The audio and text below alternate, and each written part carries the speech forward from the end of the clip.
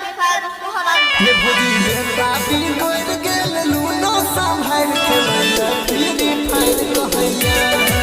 ये भोजी बेटा भी गोर गेल लूनो संभाल खेलैया फ्री फायर कहैया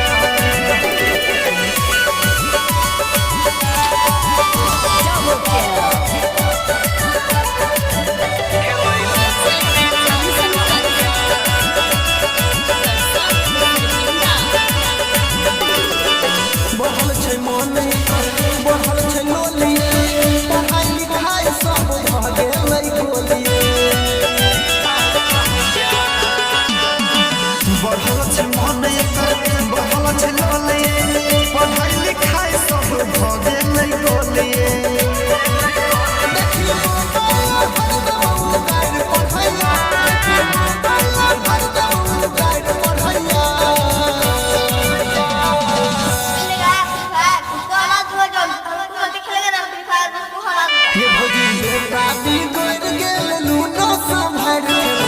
फ्री फायर कहैया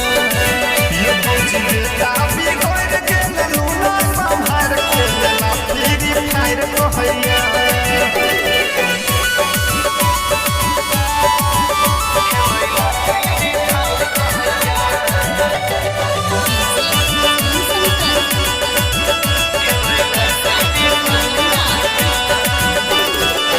अभी तक टाइम दुनिया सुधारी